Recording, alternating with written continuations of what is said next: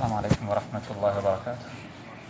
بسم الله الرحمن الرحيم. الحمد لله رب العالمين والعاقبة للمتقين ولا عدوان إلا على الظالمين والصلاة والسلام على رسول الله وصحبه أجمعين. أما بعد، وعن حذيفة رضي الله تعالى عنه أن النبي صلى الله عليه وسلم كان ينهى عن النعي. رواه أحمد والترمذي وحسنه. الحمد لله.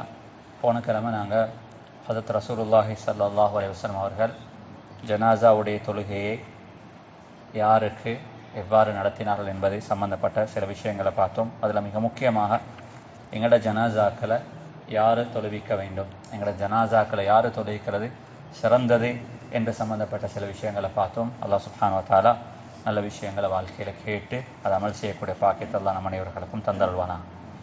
இன்றைய வகுப்பில் மிக முக்கியமான இன்னொரு பகுதி, ஜாஹிலியத்துடைய காலத்தில் இன்றைக்கும் முஸ்லீம் அல்லாதவர்களுக்கு மத்தியில் இந்த பழக்கம் பொதுவாக இருக்குது.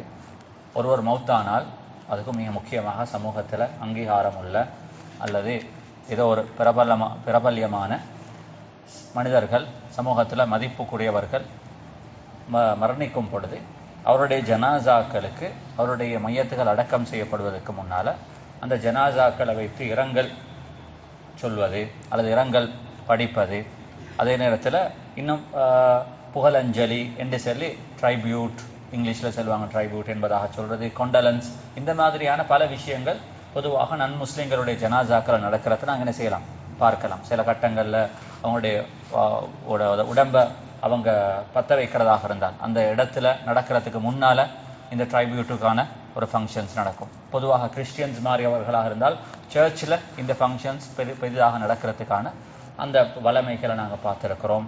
ஹதரத் ரசூலுல்லாஹி ஸல்லல்லாஹு அலைஹி வஸல்லம் அவர்கள் முஸ்லிம்களுடைய ஜனாசாவுக்கு இந்த விஷயத்தை செய்வதை தடுத்தார்கள். அதாவது ஜனாசாக்களை வச்சுக்கொண்டு ஜனாசாக்களை ஒருவர் பின்னால் இன்னொருவர் வந்து அவருடைய புகழ்மாரிகளை அவருடைய புகழை பற்றி பேசுறது, அவர் சமூகத்தில் எப்படி இருந்தார், என்ன செஞ்சிருக்கிறாரு, அவருடைய இழப்பு சமூகத்துக்கு எப்படியாப்பட்ட ஒரு இழப்பாக அமைய போகிறது என்று சொல்லி அவங்களுடைய குடும்பத்தினர்களுக்கு ஆறுதல் சொல்றது, இப்படி சமூகத்துக்கு இந்த மாதிரியான இரங்கல்களை ஜனாசாக்களை வைத்து கொண்டு செய்வதை ஹதரத் ரசூலுல்லாஹி ஸல்லல்லாஹு அலைஹி வஸல்லம் அவர்கள் தடுத்திருக்கிறாங்க. இந்த பழக்கம் முஸ்லிம்களுக்கு மத்தியில் இங்கே பொதுவாக எங்கள்கிட்ட அந்த பழக்கம் இல்லை. ரசூலுல்லாஹி ஸல்லல்லாஹு அலைஹி வஸல்லம் ஜாஹிலியத்தில் இந்த பழக்கம் இருந்ததனால அந்த பழக்கங்களை முஸ்லிம்கள் என்ன செய்யக்கூடாது, தொடரக்கூடாது என்பதாக சொல்லி நபி ஸல்லல்லாஹு அலைஹி வஸல்லம் அவர்கள் அதனை தடுத்தார்கள். இன்னும் ஒரு மிக முக்கியமான பகுதி இருக்குது. அதாவது ஜனாசா ஒன்று ஒருத்தர் மௌத்தாகிட்டால் அவருடைய ஜனாசாக்களை சமூகத்துக்கு தெரியப்படுத்துறது அல்லது அந்த ஜனாசா செய்திய சமூகத்தில் சொல்றது, பரப்புறது, இது சம்பந்தப்பட்ட விஷயத்துல இஸ்லாம் அதற்கான அனுமதியை கொடுத்திருக்கிறது. அதை செய்யலாம். ஆனால் நான் சொன்ன பொழுது முன்னால் சொன்ன மாதிரி இந்த நன்முஸ்லிம்களுடைய இந்த பழக்கத்தை தான் என்ன செஞ்சிருக்குது, இஸ்லாம் தடுத்திருக்கிறது. அது ரசூலுல்லாஹி ஸல்லல்லாஹு அலைஹி வஸல்லம் காலத்தில் நடந்த மிக முக்கியமான ஒரு ஜனாசாவுடைய ஒரு செய்தி. இது உண்மையிலே பல முக்கியமான ஜனாசாவுடன் சம்பந்தப்பட்ட பல செய்திகளை சம்பந்தப்பட்ட பல முக்கியமான மசாயில்களை இந்த ஹதீஸ் உள்ளடக்கி இருக்கிறது. வன் அபீ ஹுரைரா ரலியல்லாஹு தஆலா أن النبي صلى الله عليه وسلم نعى النجاشي في اليوم الذي مات فيه وخرج بهم إلى المصلى فصف بهم وكبر عليه أربعا متفق عليه. இது ஒரு மிக முக்கியமான ஒரு செய்தி. அது ரசூலுல்லாஹி ஸல்லல்லாஹு அலைஹி வஸல்லம் அவர்கள் ஹிஜ்ரி 9வது வருஷம், அதாவது நபி ஸல்லல்லாஹு அலைஹி வஸல்லம் அவர்கள் வஃபாத் ஆகிறதுக்கு முன்னால வருஷத்துல, அதாவது ஒரு மிக முக்கியமான ஒரு ஜனாசா நடைபெற்று. அது யாருடைய ஜனாசான்னு சொன்னால் நஜ்ஜாஷி, அதாவது நாங்கள் சொல்லுவோம் அபிசீனியா, இன்றைய காலத்தில் எத்தியோப்பியா, எரிட்ரியா, இந்த ரெண்டு நாடும் சேர்ந்தது தான் அன்றைய காலத்தில் அபிசீனியா என்பதாக சொல்லப்பட்டது. இன்றைக்கு அது ரெண்டு நாடு, ஒன்று எத்தியோப்பியா, அடுத்தது எரிட்ரியா. இந்த ரெண்டு நாட்டிடையும் அந்த நேரத்தில் ஒரு கிறிஸ்டியன் கிங்காக அரசராக இருந்தவர் தான் நஜ்ஜாஷி என்றவர். அது ரசூலுல்லாஹி ஸல்லல்லாஹு அலைஹி வஸல்லம் அவர்களுக்கும் அந்த நஜ்ஜாஷி என்ற மன்னருக்கும் இஸ்லாத்துடைய ஆரம்ப காலம், அதாவது நுபுவத்துடைய 5வது வருஷத்திலிருந்து நபி ஸல்லல்லாஹு அலைஹி வஸல்லம் அவர்களுக்கும் அந்த மனிதர்களுக்கும் அந்த அரசருக்கும் இடையில ஒரு இஸ்லாத்துக்கும் இடையில பெரிய ஒரு தொடர்பு இருந்துச்சு. மக்காவில் முஸ்லிம்களுக்கு அநியாயம் செய்யப்பட்ட பொழுது முதலாவது ஹிஜ்ரத் சஹாபாக்கள் அங்கே போனாங்க. பிறகு நபி ஸல்லல்லாஹு அலைஹி வஸல்லம் அவர்கள் இந்த அநியாயங்கள் மக்காவில் அதிகரித்த பொழுது இரண்டாவது ஒரு ஜமாத்தினர்களையும் ரசூலுல்லாஹி ஸல்லல்லாஹு அலைஹி வஸல்லம் அவர்கள் மக்காவில் இஸ்லாத்தை ஏற்றுக்கொண்டவர்களை அங்கிருந்து எங்கே செஞ்சாங்க, எத்தியோப்பியாவுக்கு, ஆப்பிரிக்காவுக்கு அனுப்பி வச்சாங்க. அனுப்பி வைக்கும் பொழுது, முதலாவது ஜமாத்தினர்கள் மக்காவிலிருந்து அவர்களை அந்த எத்தியோப்பியாவுக்கு அனுப்பும் பொழுது நபி ஸல்லல்லாஹு அலைஹி வஸல்லம் அவர்கள் சொல்லி அனுப்பினாங்க, மலிகுன் லா யுதாமு இன்தஹு அஹத், யாருக்கும் அநியாயம் செய்யாத ஒரு நீதமான ஒரு அரசர். அதனால நீங்க யாரும் பயப்பட தேவையில்ல, எனக்கு நம்பிக்கை இருக்குது உங்களோட விஷயத்துல அவர் அநியாயம் செய்ய மாட்டார். அவர் நபி ஸல்லல்லாஹு அலைஹி வஸல்லம் அவர்கள் அனுப்பி வச்சாங்க. நீண்ட ஒரு சம்பவம். பிறகு மக்கத்து முஷ்ரிக்கீன்கள் பல விதத்திலையும், அதாவது மக்காவில் இருந்த மிக முக்கியமான அதாவது அன்றைக்கு காஃபிர்களாக இருந்த அதாவது அம்ர் இப்னு ஆஸ் ரலியல்லாஹு அவர்கள் போன்றவர்களை கூட அனுப்பினாங்க, பேச்சுவார்த்தை நடத்தி அவர்களை அங்கிருந்து கூட்டிக் கொண்டு வாரத்துக்காக வேணும். ஏன்னா அம்ர் இப்னு ஆஸ் அதாவது மக்கத்து முஷ்ரிக்கீன்கள் அபிசீனியா மனிதன் அந்த அரசருடன் பேச்சுவார்த்தைக்கு அனுப்பிய பொழுது மக்கத்து முஷ்ரிக்கீன்கள் பேசினாங்க. ஏண்டா அம்ர் இப்னு ஆஸ் ரலியல்லாஹு அன்ஹு வந்த நேரத்தில் அவர்கள் காஃபிராக இருந்தாங்க, இஸ்லாத்தை ஏற்றிருக்கல்ல. அங்கிருந்த மக்கத்தில் இருக்க மக்கள் பேசினாங்க. அம்ர் இப்னு ஆஸ் ரலியல்லாஹு அவர்களுக்கு அல்லாஹ் எந்த அளவுக்கு ஒரு சக்தியை கொடுத்திருந்தார்டா, ஏதாவது ஒரு நெகோசியேஷன் பேச்சுவார்த்தையில் அவர் உட்கார்ந்தால் அவர் எந்த பக்கத்துக்கு நிற்கிறாரோ அந்த பக்கத்துக்கு என்ன தேவையோ தேவையானத்தை சாதிக்கும் அளவுக்கு அல்லாஹ் அவர்களுக்கு நிதானத்தையும் நுணுக்கத்தையும் கொடுத்திருந்தாங்க. அவர் அபிசீனியாவுக்கு போன நேரத்தில் மக்கால் இருந்த மக்கள் பேசினாங்க.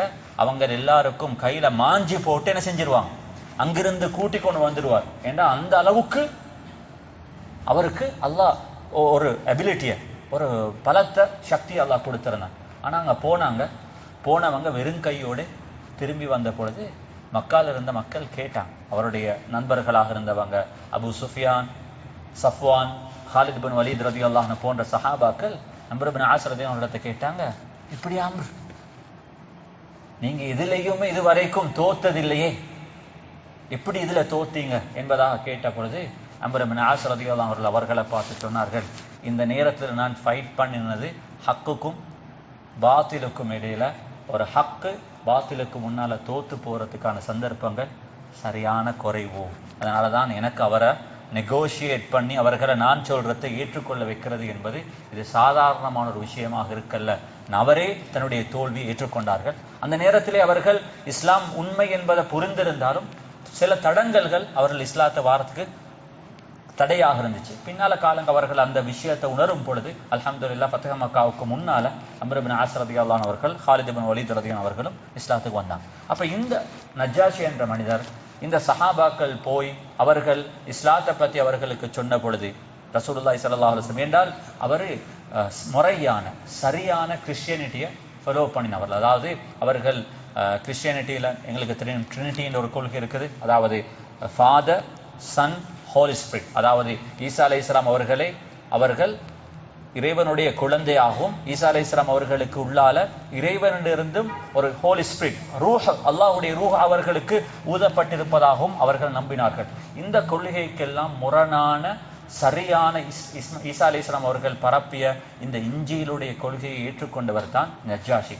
இந்த சஹாபாக்கள் அங்க போனதுக்கு பின்னால ஹஜ்ரத் ரசூலுல்லாஹி ஸல்லல்லாஹு அலைஹி வஸல்லம் அவர்களுடைய செய்தி அவர்களுக்கு சொன்னவுடன் இஞ்சியில நபி ஸல்லல்லாஹு அலைஹி வஸல்லம் அவர்களை பற்றி சொல்லப்பட்டிருந்ததனால இந்த செய்தி அவர் ஏற்றுக்கொண்டு அவர் முஸ்லிம் ஆனாரு. ஆனால் கடைசி வரும் வரைக்கும் அவர் ஒரு நாட்டுடைய அரசர் என்றதனால தன்னுடைய இஸ்லாத்தை மறைச்சார்.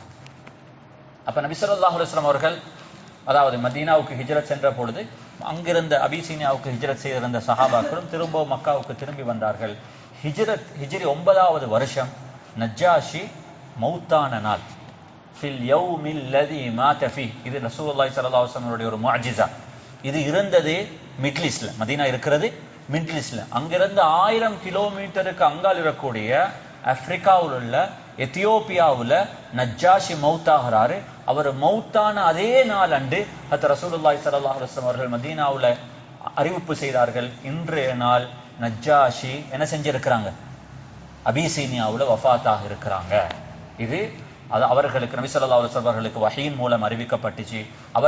அவருடைய மௌத்து மதீனாவில் அறிவிக்கப்பட்டதன் பின்னால அவர் முஸ்லிமாக வாழ்ந்தார் என்பதனால ஹஜ்ரத் ரசூலுல்லாஹி ஸல்லல்லாஹு அலைஹி வஸல்லம் அவர்கள் அவர்களுக்கு அவருடைய ஜனாசாவை மதீனாவில் காயிப் ஜனாசாவாக தொழுகை நடத்தினார்.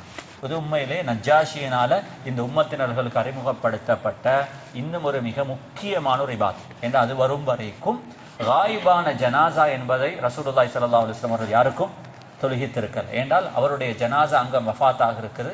அந்த ஜனாசாவை அங்க தொழுகிக்கிறதுக்கு யாருமே இல்லை. ஏன்னா அங்க இருக்கிற எவருக்கும் அவர் முஸ்லிம் என்பதும் தெரியாது. அதனால அந்த முஸ்லிமுக்கு நிறைவேற்ற வேண்டிய அந்த ஜனாசாவுடைய அந்த கடமையை ரசூலுல்லாஹி ஸல்லல்லாஹு அலைஹி வஸல்லம் அவர்கள் பல 1000 கிலோமீட்டருக்கு இங்கால அவர் மரணித்த அதே நாள்ல ஜனாசாவுடைய தொழுகையை என்ன செஞ்சாங்க?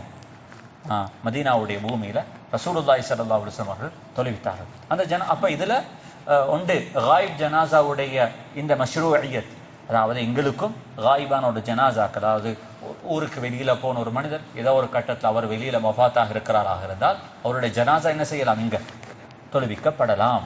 இதனால் ரசூலுல்லாஹி ஸல்லல்லாஹு அலைஹி வஸல்லம் அவர்கள் நஜ்ஜாஷியுடைய வஃபாத்தின் கட்டத்தில் தான் இந்த உம்மத்தினர்களுக்கு இந்த மிக முக்கியமான அமலை அறிமுகப்படுத்தினார். அப்ப இதுல நபி ஸல்லல்லாஹு அலைஹி வஸல்லம் அவருடைய ஜனாசாவை எப்படி தொழுவிச்சாங்க? ஃபஹரஜ பிஹிம் இலல் முஸல்லா ஃபஸஃப பிஹிம்.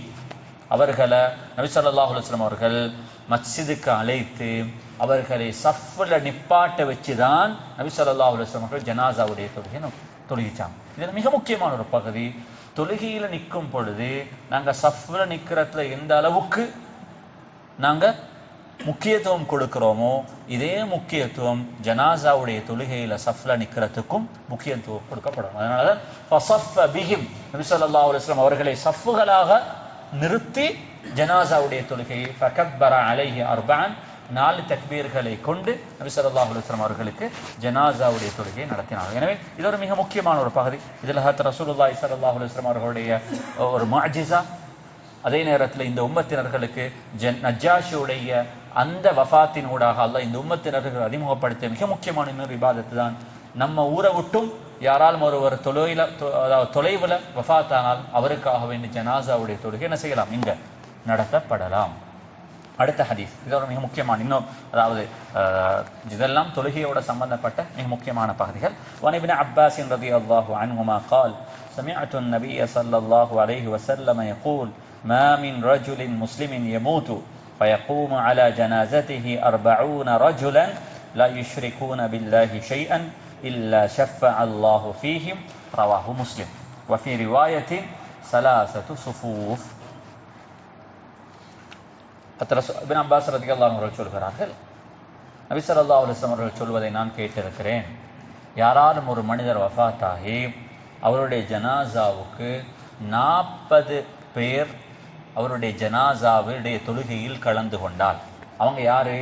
லா யுஷ்ரிகூன பில்லாஹி ஷைஅன், அல்லாஹ்வுக்கு இணை வைக்காத, அப்ப பரிசுத்தமான முஃமின்கள், பரிசுத்தமான முஸ்லிம்கள் 40 பேர் ஒரு மனிதனுடைய ஜனாசாவுல தொழுதாங்க என்றிருந்தால், தொழுகையில கலந்து கொண்டால், இல்ல ஷஃபஅ அல்லாஹு ஃபீஹ், அந்த 40 பேரும் அல்லாஹ்விடத்தில் அவரை பற்றி என்ன ஷஃபாஅத் செய்கிறார்களோ அந்த ஷஃபாஅத்தை அல்லாஹ் ஏற்றுக்கொள்வான்.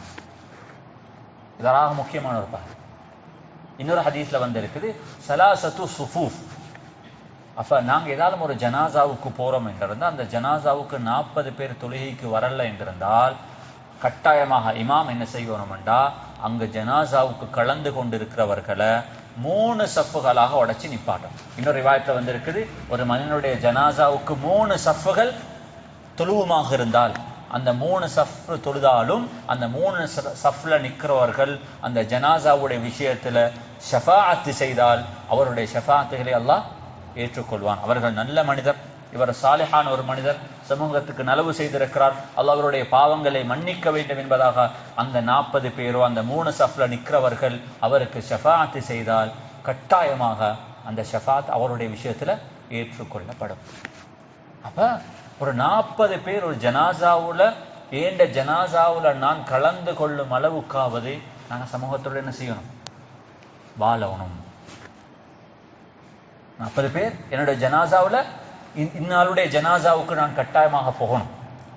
இவர் அந்த அளவுக்கு சமூகத்துல நானும் ஒருவராக சமூகத்துக்கு 4 நல்ல விஷயங்கள் செஞ்ச ஒரு மனிதனாக இருந்து வஃபாத்தாகிறது என்றது குறைஞ்சது ஒரு மனுஷன் தனது வாழ்க்கையில சம்பாதிக்க வேண்டிய மிக முக்கியமான, நாங்க காசி படம் சம்பாதிக்கிற மாதிரி 4 விஷயங்களை சம்பாதிக்கிற மாதிரி ஒரு மனிதன் தன்னுடைய ஜனாசாவுக்கு ஒரு சமூகத்தை சேர்த்து வச்சுட்டு மௌத்தாகணும். அவருடைய ஜனாசாவில் நான் கட்டாயமாக கலந்து கொள்ளணும் என்றால் அந்த ஜனாசாவுடைய கிரௌட் அதிகரிக்கும் அளவுக்கு அல்லாஹ் அவருடைய ஷஃபாத்துகளை கட்டாயமாக ஏற்றுக்கொள்வான். அது அஹ்மத் இப்னு ஹம்பல் ரஹ்மத்துல்லாஹி அலைஹி அவர்கள் அவருடைய ஜனாசாவுல கிட்டத்தட்ட 10 லட்சம் கிறிஸ்டியன்ஸ் இஸ்லாத்தை ஏற்றுக்கொண்டார்.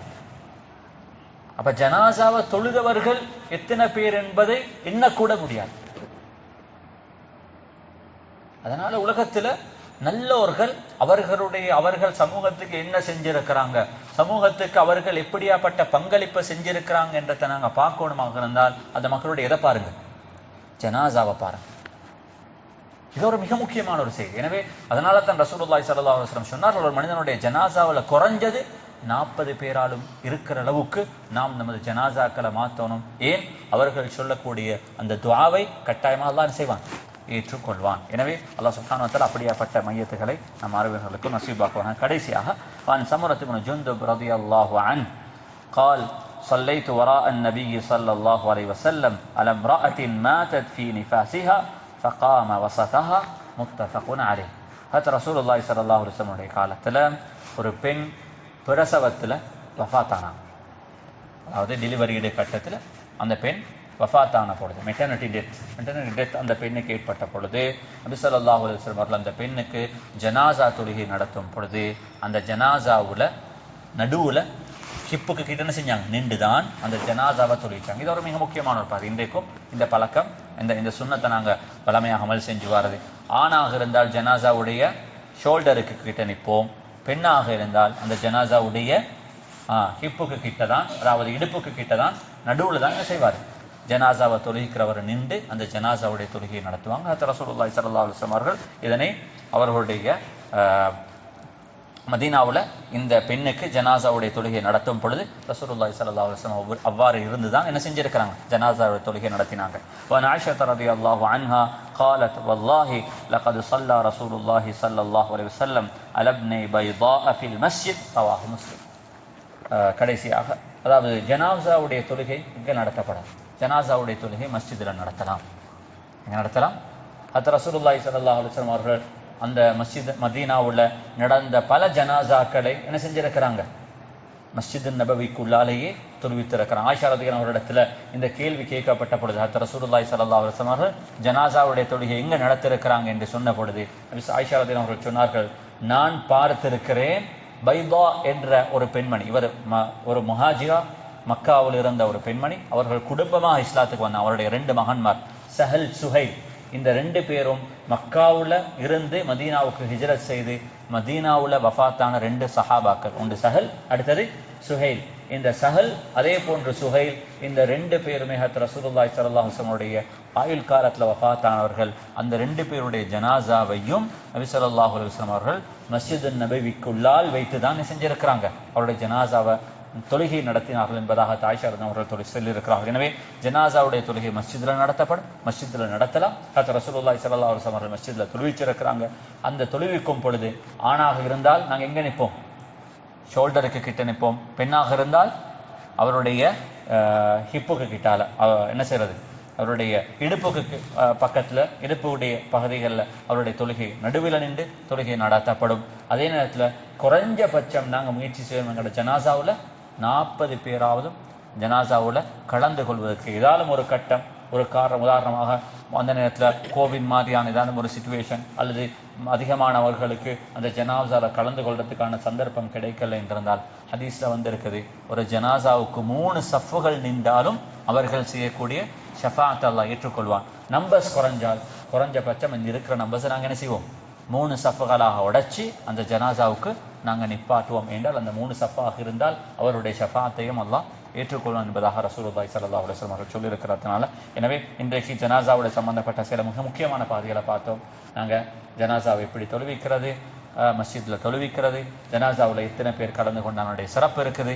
எனவே அல்லாஹ் சுப்ஹானஹு வ தஆலா இந்த மிக முக்கியமான இந்த செய்திகளை வாழ்க்கையில கேட்டு அதனை அமல் செய்யக்கூடிய பாக்கியத்தை அல்லாஹ் நம் அனைவர்களுக்கும் தந்தல்வானாக. ஆகிர தஅவானா அல்ஹம்துலில்லாஹி ரப்பில் ஆலமீன். வஸ்ஸலாமு அலைக்கும் வரஹ்மத்துல்லாஹி வபரகாத்துஹு. சுப்ஹானக்கல்லாஹும்ம வபிஹம்திக் அஷ்ஹது அல்லா இலாஹா இல்லா அன்த அஸ்தக்ஃபிருக வ அத்தூபு இலைக். ஸல்லல்லாஹு அலா நபியில் உம்மி வ அலா ஆலிஹி வ ஸஹ்பிஹி வஸல்லம்.